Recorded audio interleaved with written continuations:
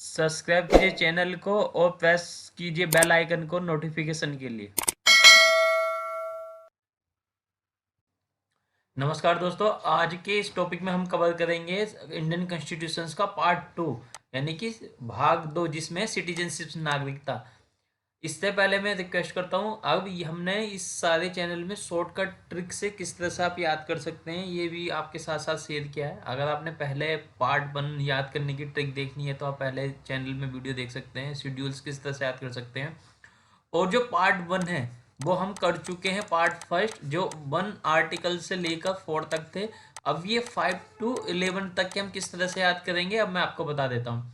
देखिए पार्ट 2 में सिटीजनशिप, ठीक है, इंपॉर्टेंट है, इससे क्वेश्चन आजकल पूछे जा रहे हैं तो इसको आप इग्नोर नहीं कर सकते। इसको आप किस तरह से याद कर सकते हैं, देखिए अगर आपको पता है कि पार्ट 2 में सिटीजनशिप है तो आपको 5 to 11 आराम से याद हो जाएंगे। देखिए 5 से लेके 11 तक आपको बड़े ही आसानी से याद हो जाएंगे। और उसको याद करने की ट्रिक ये लिखी है, नागरिकता आई गई बाहर विदेशों से अधिकारों में संसद द्वारा। बस इतना आपको याद रखना है, आपका 5 to 11 यानी कि सिटीजनशिप पूरा कंप्लीट। या नागरिकता आई गई यानी कि आर्टिकल नंबर 5 जो है वो सिटीजनशिप है, यानी कि इसमें संविधान के प्रारंभ पर नागरिकता का बना रहना, यानी कि जब हमारा इंडियन कॉन्स्टिट्यूशन स्टार्ट हुआ उसके अकॉर्डिंग किसको सिटीजनशिप बनी रहेगी किसकी नहीं, उस तरीके से ये सारी चीजें इसमें थी। ये पॉइंट याद करने के लिए हम और भी बताएंगे, अभी आपको आर्टिकल याद करना है। जैसे कि अगर आप इसमें देखेंगे, नागरिकता आई गई बाहर विदेशों से अधिकारों में सांसद द्वारा, बस इतना आपको याद रखना है। नॉर्मली एक बार इस पे हाईलाइट भी कर लेते हैं, जैसे कि संविधान के प्रारंभ पर नागरिकता, किसको नागरिकता मिलेगी या नहीं, है ना। तो वह व्यक्ति जो भारत के राज्य क्षेत्र का आदिवासी है उसको नागरिकता मिलेगी इन 3 क्लोज के द्वारा, A, B, C, क्या क्या क्या क्या, जो भारत के राज्य क्षेत्र में जन्मा हो, जिसके माता पिता में से कोई भारत के राज्य क्षेत्र में जन्मा हो, या जो ऐसे प्रारंभ से ठीक पहले कम से कम 5 वर्ष तक, ये पॉइंट हाईलाइटेड है, एग्जाम में पूछा जाता है कितने वर्ष तक, 5 वर्ष तक भारत के राज्य क्षेत्र में मामूली तौर से निवासी रहा हो, भारत का नागरिक होगा।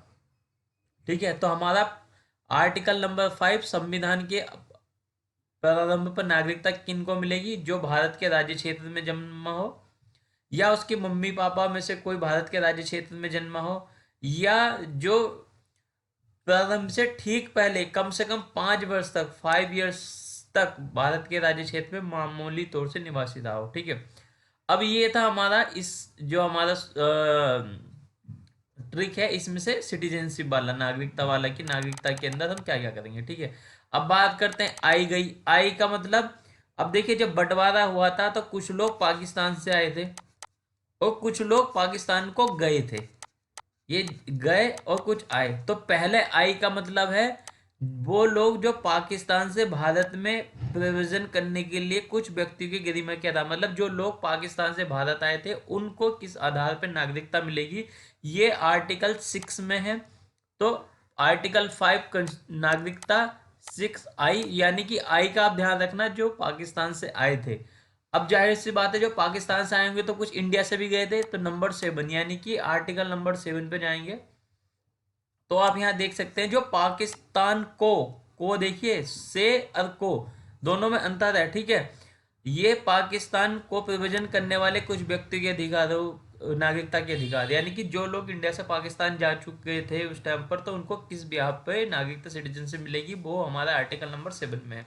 आप देख सकते हैं, तो आप देख भी सकते हैं इसमें कि जो पाकिस्तान से आए थे इंडिया में उसको किस तरह से होगा। देखिए अनुच्छेद 5 में लिखा ना है, आर्टिकल नंबर 5, ये 5 में क्या क्या था, 5 में क्या क्या था, 5 में था कि वो राज्य क्षेत्र में जन्मा हो, या मम्मी पापा जन्मे हो, या 5 साल पहले से यहाँ नॉर्मल तौर से रह रहा हो। ठीक है, अनुच्छेद 5 में किसी बात के होते हुए भी कोई व्यक्ति जिसमें ऐसे क्षेत्र से जो इस समय पाकिस्तान के अंतर्गत आता है, भारत के राज्य क्षेत्र को प्रवेशन किया है, इस संविधान के प्रारंभ पर भारत का नागरिक समझा जाएगा।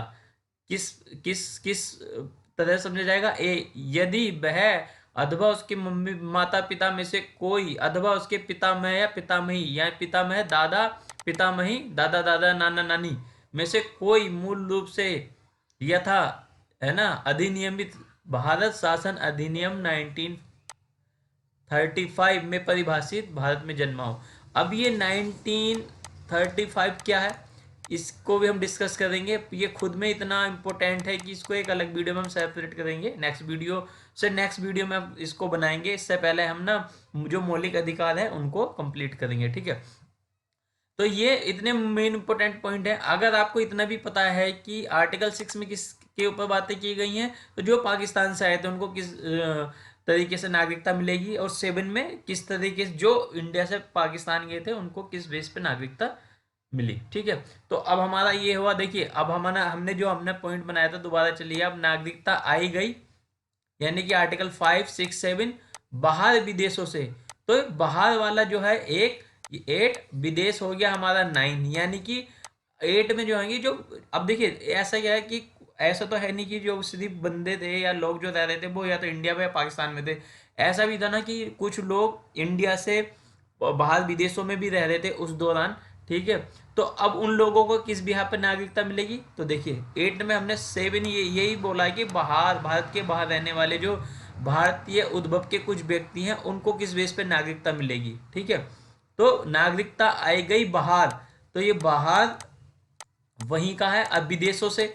तो अब नंबर 9 में हमने विदेशों की बात की, जो विदेशी राज्य की नागरिकता स्वेच्छा से अर्जित करने वाले हैं। कुछ ऐसे लोग होंगे उनको, जब वो बाहर विदेश में रह रहे होंगे, उन्होंने कहा ना तो हमें इंडिया की सिटीजनशिप चाहिए, ना ही उन्हें पाकिस्तान की चाहिए थी। वो कह रहे जिस कंट्री में बस गए वो उसी की सिटीजनशिप हो गए, अब उनको इंडिया की नागरिकता चाहिए ही नहीं, ठीक है। तो ऐसे लोग वैसे भी, अगर आप मुझे कमेंट करके बताइए कि कोई बंदा अगर बाहर रह रहा है कितने साल से, अगर वो इंडिया में नहीं रह रहा, बाहर रह रहा, तो कितने साल के बाद उसकी इंडियन सिटीजनशिप खत्म हो जाती है, आप कमेंट में बताइए, नहीं तो फिर मैं नेक्स्ट टाइम आपको बता ही दूंगा, ठीक है। तो देखिए, जिन्होंने अपनी इच्छा से विदेश में स्वेच्छा से अर्जित करने वाले व्यक्तियों का नागरिक ना होना, ठीक है, वो किस बिहेव पर होगा, वो हमारा आर्टिकल नंबर 9। अब एग्जाम में क्वेश्चन बनता है कि संविधान के किस आर्टिकल में डिस्कस किया गया है कि जो विदेश में नागरिक रह रहे हैं राज्य की नागरिकता स्वेच्छा से अर्जित कर सकते हैं, मतलब उस राज्य की, किसमें है, विदेशी राज्य की नागरिकता की स्वेच्छा से अर्जित करने का जिक्र आर्टिकल 9। अब किससे पता चला, बाहर नागरिकता आई गई बाहर विदेशों से, तो ठीक है, विदेश आ गया, ठीक है।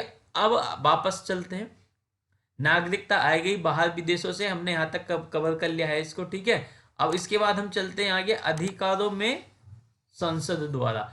अब देखिए अधिकारों में और संसद द्वारा ये अलग अलग है, आर्टिकल नंबर 10 है, आर्टिकल नंबर 11, चलिए इसको डिस्कस करते हैं।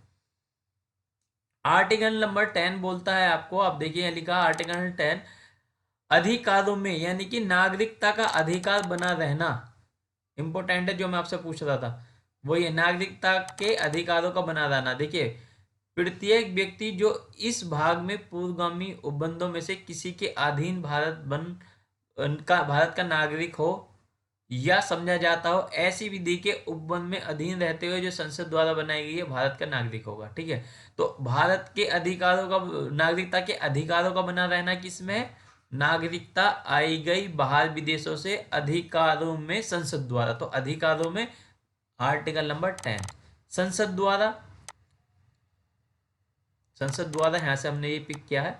ये ट्रिक ऐसी है कि मतलब कोई आपको और ट्रिक याद करने की जरूरत नहीं है, ट्रिक खुद में ही आपको डिस्कस कर रही है, ये क्या सारी ट्रिक खुद में ही डिस्कस कर रही है कि वो किस पॉइंट को हाईलाइट कर रही है, ठीक है। अब अधिकारों में संसद द्वारा, तो देखिए संसद द्वारा नागरिकता के अधिकार का विधि द्वारा विनिमय किया जाना, ठीक। इस भाग के पूर्व उपबंधों में से कोई बात नागरिकता के अर्जन और समाप्ति के, ठीक है, पॉइंट इंपॉर्टेंट है, अर्जन और समाप्ति के तथा नागरिकता के संबंध में अन्य विषयों के संबंध में उपबंध करने की संसद की शक्ति का अल्पीकरण नहीं होगा, ठीक है। इसमें संसद द्वारा, अब हमने दोबारा से इसको लिखते हैं, नागरिकता, ये बार बार मैं पता क्यों रिपीट कर रहा हूँ, जिससे कि आपको याद हो जाए, आपके सबकॉन्शियस माइंड में कहीं ना कहीं फिट बैठ जाए, और कुछ भी नहीं होगा तो एग्जाम में आ जाए, ठीक है। नागरिकता आई गई बाहर विदेशों से संसद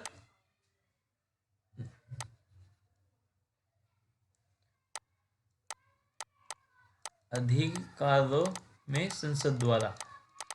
देखिए आप राइटिंग पे मत जाना, मेरा पॉइंट आपको सिर्फ यहाँ ये चीज़ें क्लियर कराना है। आप हालांकि चीज़ समझ गए होंगे, मैं डिजिटल पेन यूज कर रहा हूँ तो इसमें लिखना थोड़ा सा डिफिकल्ट होता है कई बार, जिस तरह से हम लिख पाते हैं वह लिख नहीं पाते, तो आप इसमें मत जाइए, ज़रूर मैं थोड़े दिन में सुधार लूँगा अपनी, ठीक है, ये राइटिंग। पर चलते हैं, हमारा जो मेन फोकस है आपको यहाँ चीज़ें समझाना है, जिससे कि आप एग्जाम में कोई ऐसा क्वेश्चन आए तो उसको बहुत आसानी से कर पाए, ताकि आप अपना एग्जाम क्लियर कर पाएँ और याद रखें हमें इस चैनल को, ठीक है। तो देखिए अब आपकी बात आती है नॉर्मल, वैसे तो हमने जो कहानी बताई थी बाप बेटे वाली, उसमें आपको पता ही है कि सिटीजनशिप या नागरिकता किस में है, पार्ट 2 में है। पार्ट 2 में सिटीजनशिप नॉर्मल डायरेक्टली क्वेश्चन पूछ लिया जाता है, लेकिन ये छोटे मोटे एग्जाम की बात है। अगर आप यूपीएससी या यूपीपीसीएस जैसे बड़े एग्जाम आ रहे या इस तरह की अगर देख रहे हैं, तो थोड़ा डीप में जाके पूछेंगे, उस लेवल का ही पूछते हैं आपसे, ठीक है।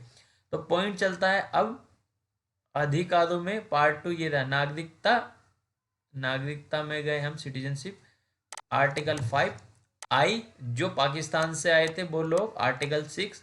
जो पाकिस्तान को गए थे गई, आर्टिकल 7। बाहर विदेशों से, ठीक है, बाहर विदेशों में रहने वाले नागरिकता 8। विदेशों 10। अधिकार 11, सॉरी 9, 10 और 1 11, ठीक है। तो उम्मीद करते हैं आपको ये सही लगी होगी, अच्छी लगी होगी वीडियो। काफ़ी कोशिश की जा रही है आसानी ढंग से आप लोगों को बताने के लिए। नेक्स्ट वीडियो लेके आ रहे हैं, उसमें हम कवर करेंगे कि जो पार्ट 3 है, पार्ट 3 यानी कि मौलिक अधिकार जो हैं उनको आप किस तरह से याद रख सकते हैं, एक एक आर्टिकल किस तरह से याद रख सकते हैं। वेरी वेरी वेरी इंपॉर्टेंट है, उसको मिस मत कीजिएगा प्लीज़, रिक्वेस्ट है, क्योंकि सबसे ज़्यादा क्वेश्चन वहीं से पूछे जाते हैं, और वैसे भी ये आपका फंडामेंटल राइट है, आपको जानना चाहिए। उसके लिए हमने जो समतंत्र शोषण वाला जो बहुत ही फेमस पॉपुलर है मेथड, वो आपके लिए यहाँ पर ट्रिक लेके आए हैं, जैसे ये थी। Thanks for watching this video.